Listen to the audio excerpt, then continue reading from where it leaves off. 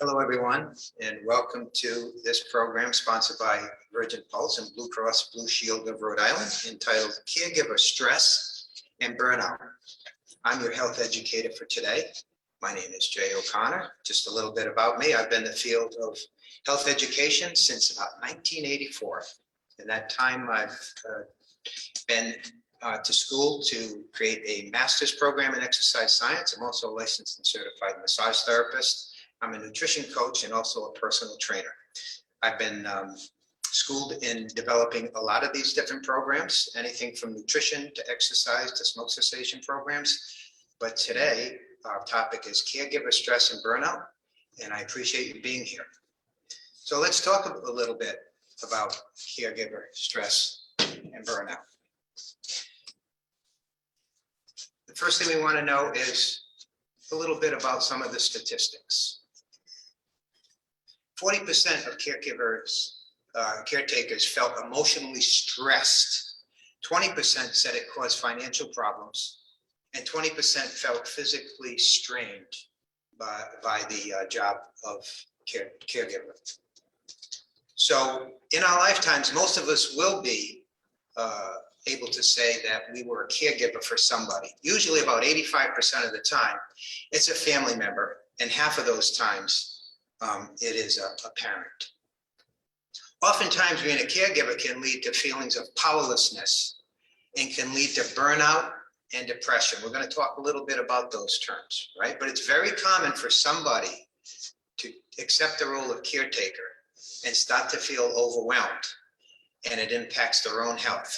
So if you're in that boat, hopefully today we're going to learn a few strategies for dealing with burnout and stress. So here are some of the signs and symptoms of caregiver stress, and they're also associated with stress in general, stressful situations. First of all, anxiety and depression starts to creep in. Irritability, you're feeling irritable more and more. People may even notice feeling tired or run down, difficulty sleeping. Even when you have enough sleep, you have the time available for you to sleep throughout the night or to nap, you're still feeling tired. Overreacting to minor nuisances, and people are telling you that you're overreacting to little things. New or worsening health problems for yourself, trouble concentrating, resentment for a person or the position you're in, an increase in drinking, smoking, and even eating, and neglecting your own responsibilities outside of the caretaker position, and cutting back on your own leisure activities. So those are some of the signs of caregiver stress. Burnout. We also have a term called burnout, or caregiver burnout, which is a little bit different, okay? You'll notice you have less energy. It feels like you catch every cold, everything that comes down the pike, you seem to get sick. You constantly feel exhausted. You neglect your own needs, and we know that's a no-no. You are number one. Your life revolves around just the caregiving. You have trouble relaxing at any time of the day. You are increasingly impatient and irritable with the person you're caring for, and you feel helpless and hopeless. So if these things are common, these common things are in your life, hopefully today you're going to take a step back, reevaluate what you're doing, and learn a few strategies for combating burnout. So how do you avoid caregiver burnout? Let's talk again about stress and burnout and the differences, okay? The way I like to think about it is stress is when you're too full and burnout is when you're just empty, right? So with stress, it's your body's way of responding to a demand or a threat. You know, people who study stress, they tell us that the same reactions in our body for stress, we have the same reactions as our ancestors did thousands and thousands of years ago. So the stress may have been back then, a saber-toothed tiger was around the cave where you were living, right? And that is definitely when we're going to go into that fight or flight nervous system, right? That sympathetic nervous system. We're getting ready to run away or to fight something. Unfortunately, in our day and age, that same stress response where the muscles get tight, there's an increase in heart rate, blood pressure, all these things happen. They can even happen with, say, a deadline, right? Or something that's happening in our life that we perceive as stressful, but not necessarily hurtful, right? It's not going to end our life if we miss a deadline, but our bodies react the same way as if we were threatened by a great animal, okay?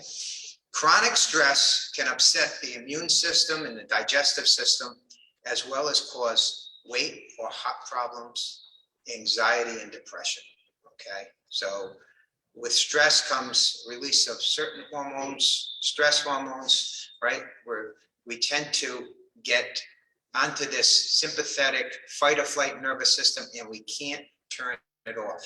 You know, that's why we have to take the time to go on to that other sympathetic nerve, the parasympathetic nervous system, which is for rest and digest. You know, in the world we're living in, we tend to have much more of the first, you know, the sympathetic or the fight or flight nervous system. We have a hard time transition, okay? And when this stress builds up and is chronic, it gets to the point where we start to talk about burnout, right? With burnout, like I said, it's like we're empty now. We don't have any more to give, right? It's a state of emotional, physical, and mental exhaustion, okay? So before we were feeling like we're running on the treadmill, we still had more to give, but we didn't know how much. When we get to the burnout stage, we're pretty much done with that treadmill. Right? It's because of the excessive, prolonged stress that we're under. We're overwhelmed, emotionally drained, and unable to meet constant demands. So this, when you get burned out, it's no longer good for you or the person you're taking care of to be in that position, right? So hopefully we can get some strategies to avoid getting to that burnout situation. Okay, so we talk about empowering yourself, right? Steps to avoid it, right? First of all, we have to accept what we're doing. You know, we get in these caregiver roles, and most of the time, it's not for financial gain. There are people who are caregivers who get paid for their services, but like I said earlier, it's usually a relative or somebody we love. It could be a mom, a dad, a sister, a brother, an aunt, an uncle, a friend, right? And we get into this role, and sometimes we get in and things change, and we get in over our heads, right? But we don't want to get to that point, but we want to practice acceptance as to what we're doing, how much we can give, right? And that we're doing something good, right? Usually people who get in caregiver roles, you know, they value that giving back, right? It might be a parent and they feel like, I want to give back because that parent was there for me, right? So that, and maybe they want to teach their children about the value of giving back as well. So embrace your caregiver choice and look for the silver lining. You know, I have a massage therapy client. She taught me something years ago. She had a brother who was elderly, and he had some special needs, and he took care of her, you know, and thought to myself, wow, you know, she's elderly herself, and she's really under the gun because she has her own needs. And she said to me, you know, I'm so glad that he's in my life because he gives my life so much meaning taking care of him. Right? So there's always a silver lining. Sometimes we think we're giving, but we're getting more back in return, right? Or we're getting something special back in return. So, you know, we have to be mindful of that. Don't let the caregiver piece take over your life, right? Just remember that you are number one. You have to take care of yourself. You know, there's an analogy I use with my own massage clients when they feel overwhelmed. I say, you remember the first time you were on a plane, right? On a jet going somewhere, and you're paying attention to the flight attendant, and they're talking about in case of an emergency and that oxygen mask falls down in front of you, they always say the same thing. Put it on yourself first. And there's a reason for that. You know, most of the parents on board, if they have children or loved ones, they say, forget that. I'm going to put it on my loved ones first, right?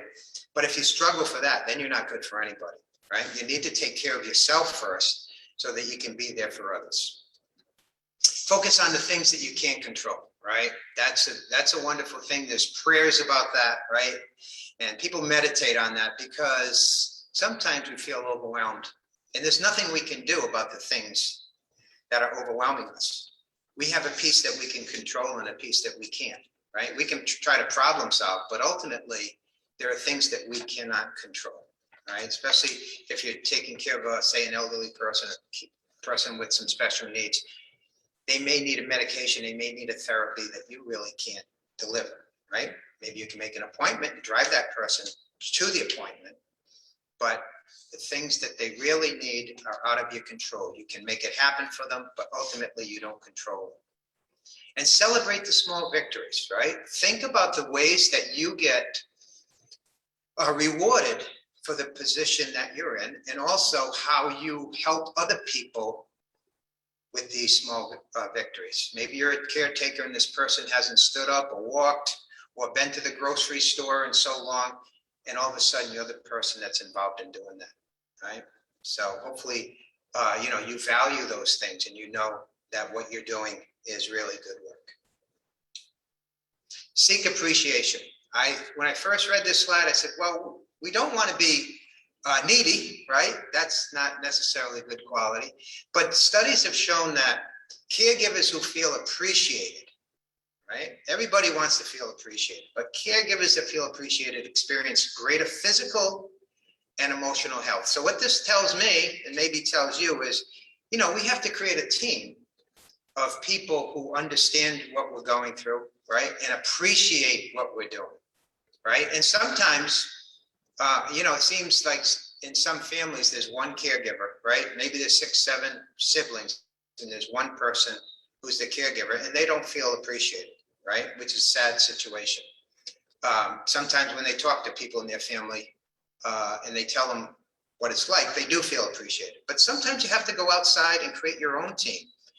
Like-minded people with good hearts that understand that what you're doing is maybe above and beyond, and you've made the choice to do that and to be a caregiver for somebody that you love, right? And that feeling of everybody wants to be appreciated. So look for those experiences, right? And look for those people who can resonate with what you're doing. Don't forget, you got to take a break, right? Sometimes you feel overwhelmed, but you need to take a break and concentrate on the things that you do, right? That's important to you, that support your health, right? So it might be going for a run. It might be listening to music. It might be going to a concert. It might be walking in the woods, right? It might be just sitting down and meditating, right? It might be having a nice cup of coffee out in the yard. Whatever it is, you have to remember that you are number one. You have to take care of yourself so that you can take care of other people, right? So if you're feeling a sense of monotony, right, think about it, be mindful with it, maybe even get a piece of paper and write out 5 things that you're going to do to break that cycle so that you can start to feel good about yourself again, right? And you get rejuvenated for the position that you're in as caretaker, right? Don't neglect your own health. Think about that analogy I used with when you're first on the plane, right? You have to put your own health first. You certainly don't want you to be taken care of by a caretaker because you've done too much and your own health has suffered, right? Nobody wants that situation. Take care of yourself first. And don't be afraid to ask for help. I have some nice resources coming up on a couple of slides here in a minute.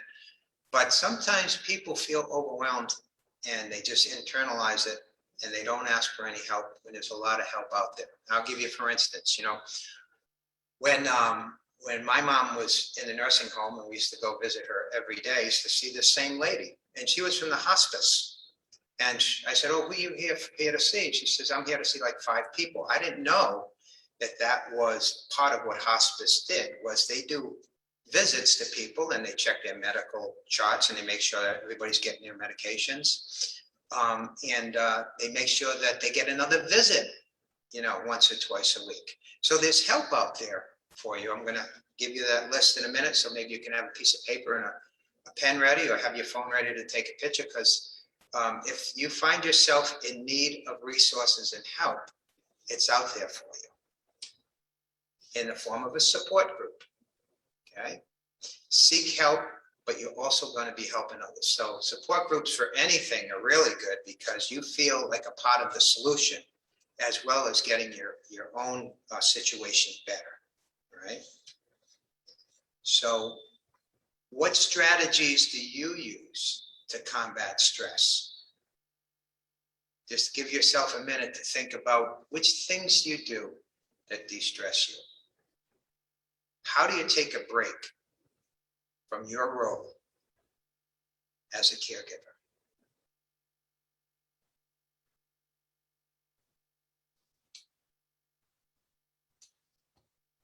So here are some of those valuable resources for caregivers, right? In fact, the American Medical Association Caregiver Self-Assessment is on their website. So if you're wondering, yeah, I think I'm okay, but maybe I got too much stress because of the situation I'm in, give this website a try and do the self-assessment. There's one called the National Family Caregivers Association and Family Caregiver Alliance. And here are some additional some resources for you.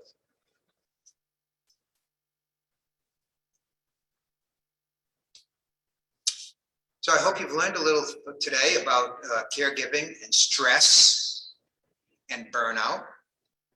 And I hope you take some steps to feel better about yourself and protect your own health, right? Be positive. If there are any questions that you'd like to send to us, just use the comment or chat box and we will get back to you in a timely manner.